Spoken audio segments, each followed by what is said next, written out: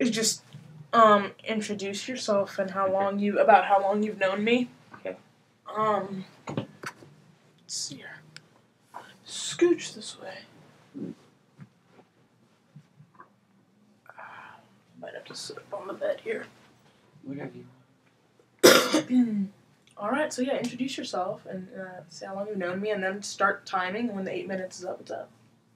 Alright. My name's Randy. I've known Miles for... How long have I known you? Like 3 years? About three. 3 years? Almost four. Almost 4 years. Alright, well, this is the question and answer part 2, and timing starts when you start. 8 minutes. Oh, whoops. Technical difficulty. User error. It is a user error. I'm talking about interfaces. Right? I love using that at work. User error. They get all upset with me. But really it is a user error. That's why they get upset. So. Of course. Alright, begin. So I have this question that I've been dying to ask you. Oh, good. And it concerns... as you know, I'm a very big fan of people in your family. Like, absolutely love your sister, and I think your mother is one of the coolest people I've ever met, in a certain way. Definitely there's a duality there. So my question is this. What do you think about the fact that your mother never got back to Greece before your grandmother died? Have you put any thought into that? Absolutely. I mean, it's just the question that leaps out of my head. Absolutely. I feel very, very, very... I feel like that's a part of what is making her bitter right now.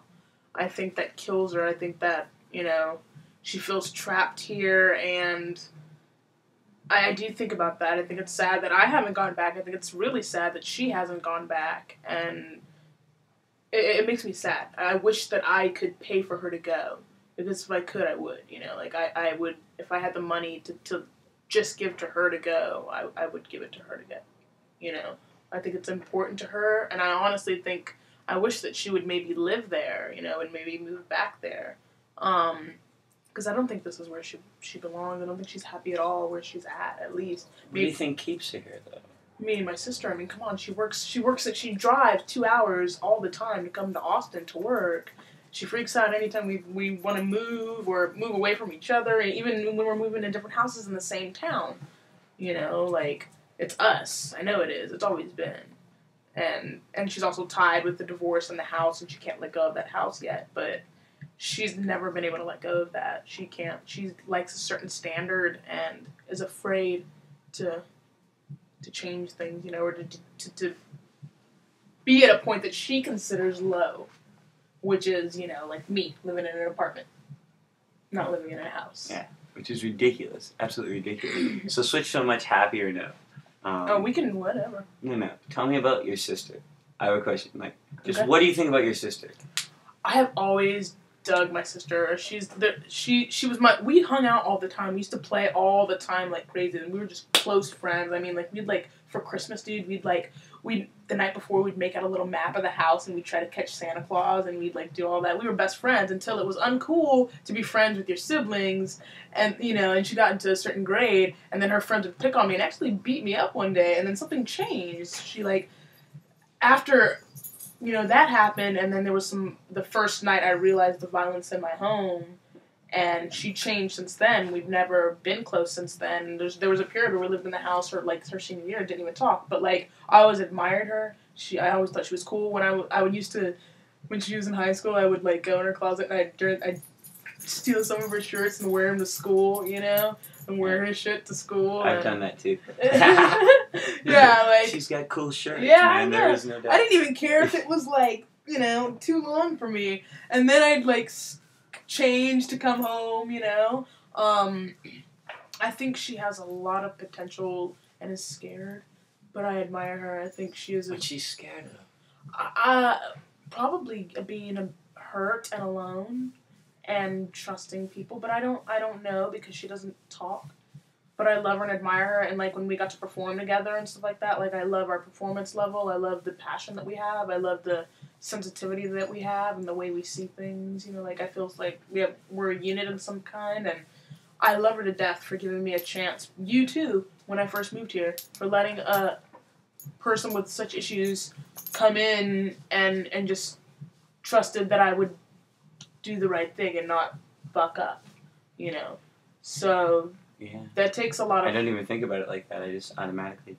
Yeah, I I mean... didn't put much thought into it. To me, I was very thankful. It was an escape, and you guys gave me an escape. You guys sent me in the right direction and taught me also how to treat people, or how to, like, I saw how to...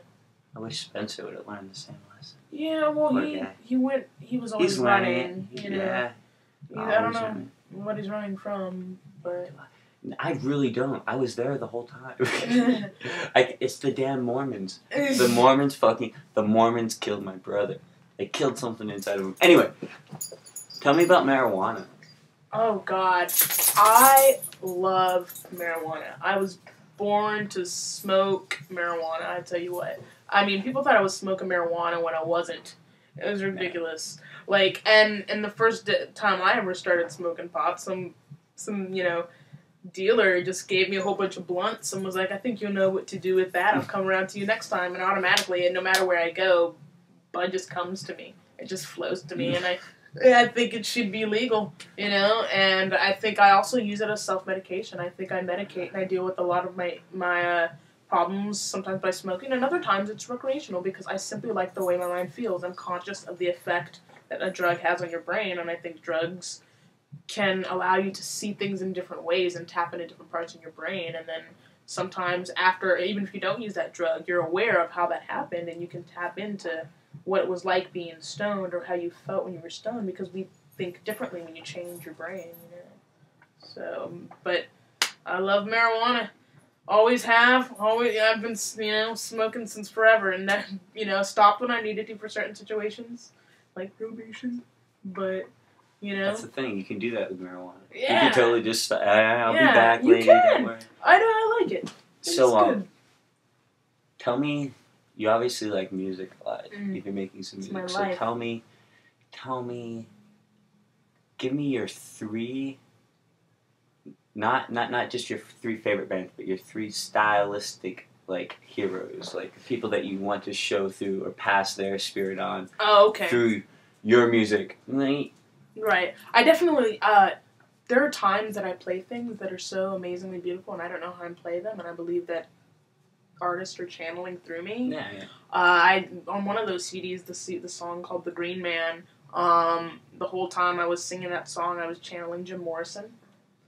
When I'm jamming out on the guitar, I learned by Jimi Hendrix. So his style was remarkable. James Brown for being a badass motherfucker. For sure. Sublime. Well, have you heard the 1969 Live at the Apollo album? Oh, yeah. Oh, that's the best. I love dude. it. I love it. Dude. Oh, man. I listen to that once a week. I love that. You have to. It makes you, you know, like, and the thing is, right. he revolutionized a lot of things that people don't even realize. I mean, and then we go back to, I've got to admire just slave music, too, as well. Like, anything that got us to this point. But then, all of a sudden, I'm starting to get into this electronic thing. I'll start to listen to my stuff. This new wave of music, which is... New wave. Yeah, and electronic, and ridiculous and insane, and like DJing and mixing beats and sounds together. So it's definitely, you know, the oldies, the Doors, the Beatles, Janis Joplin, Jimi Hendrix, and then today, Bass Nectar. Real quick, do you have hope for the future? I have a fear that we might die in 2012, but I have hope for the future. Mileslongbong. Bam, that's it. That's it. That's it. We stop. Sorry, I had to jam that last one in there. Yeah. Well, you guys, that's the way it goes. 8 minutes. Who knows if this is going to be a short film or not, but 8 minutes with me. If this gets up on the YouTube and you want 8 minutes with me, let me know.